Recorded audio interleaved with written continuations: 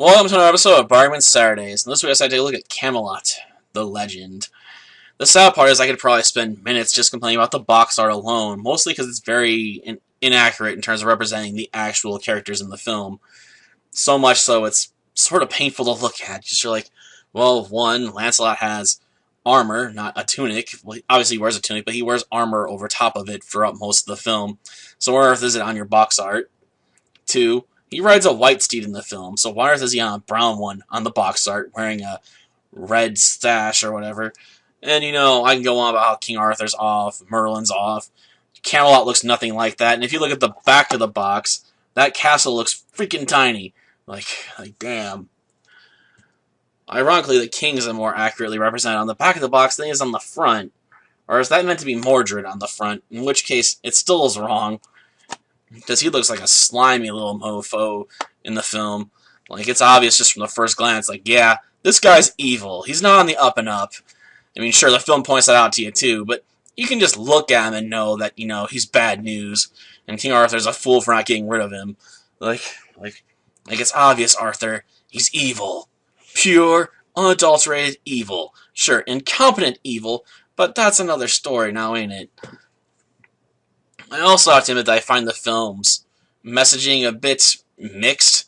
I mean, the film ends on a message about equality for all, which, okay, I can get behind that. We should have everyone be equal, or as equal as possible under the law. I mean, it's not possible to have everyone be equal, because let's face it, everyone's a bit different, so yeah, people are going to be a bit faster, a bit stronger than everyone else.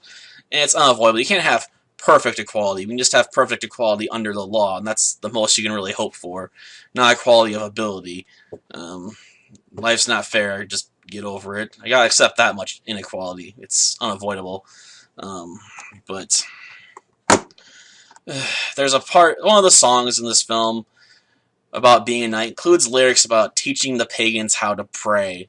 So yes, we have a message about equality for everybody, regardless of the religion, creed, or race, or whatnot. But we have a song that basically implies that you should convert pagans to Christianity. I guess you can argue it's a representation of the times in which this film is trying to represent, about how, the Christians are trying to convert pagans. But at the same time, I mean, Lancelot in this film's a Frenchman.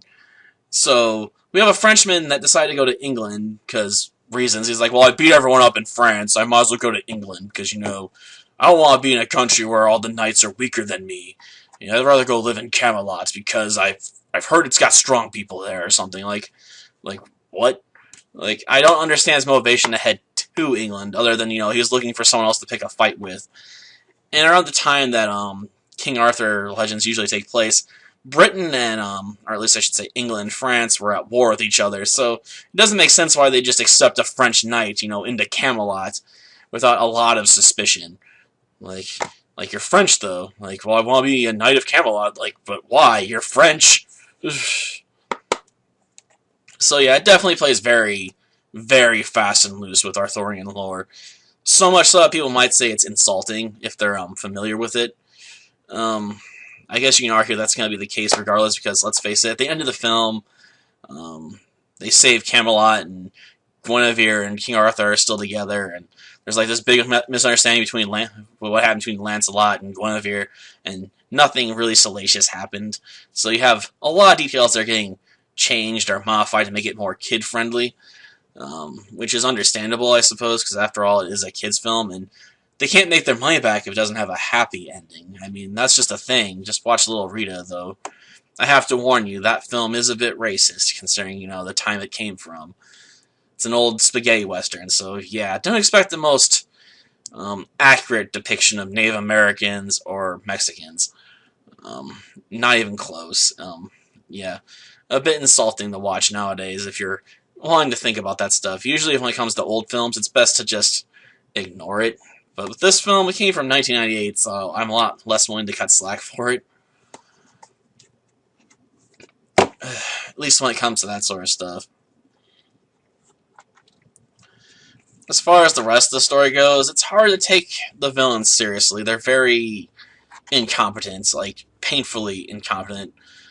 Like, Morgan Le Fay, at one point, like, oh, I'm gonna use a love potion to make Lancelot and Guinevere fall in love with each other, and then she accidentally puts sneezing powder on the gifts that she secretly sent both of them.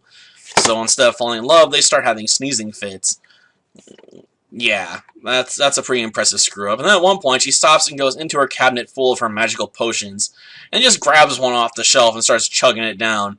And doesn't realize until afterwards, like, oh damn, this is a love potion. Oops.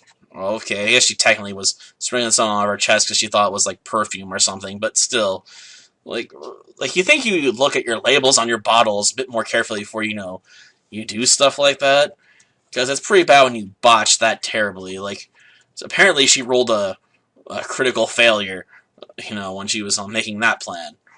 Like, oops.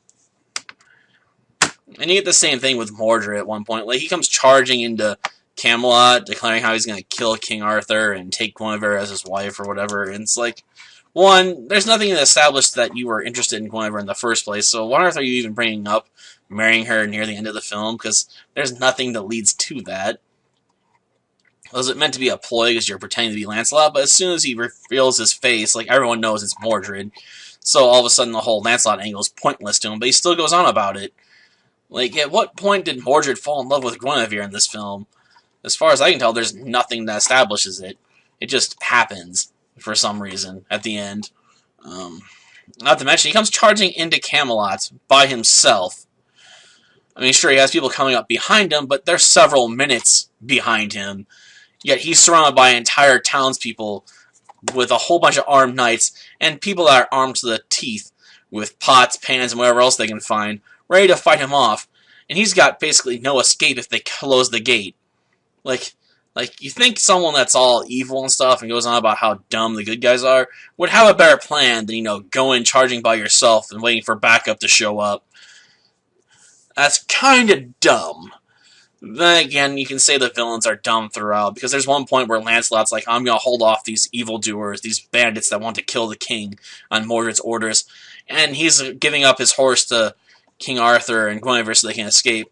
Yet all of a sudden, all the villains that are attacking Lancelot are getting off their horses as well, so they can engage him in hand-to-hand combat, or I should say sword-to-sword combat. Though I have to ask, why are all the bandits in this film so well armed? Swords are not exactly a cheap item to pick up back in the day, so not everyone's going to be, going around swashbuckling with each other, So you got a lot of historical inaccuracies as well, which definitely can detract from the film. But at the same time, it involves Camelot, so I'm a bit more willing to forgive it than I probably should. Of course, now I forget why, if I talked about the animation quality. Well, if I didn't, I guess I can just throw a clip up here and just say, just look at how stiff it is. How painfully stiff it is. Until next time, then. See ya. I can't believe I'm good at it! Women are natural warriors. Arthur doesn't think so. The king has never seen you like this. Maybe he'd like it. Trust me, he wouldn't.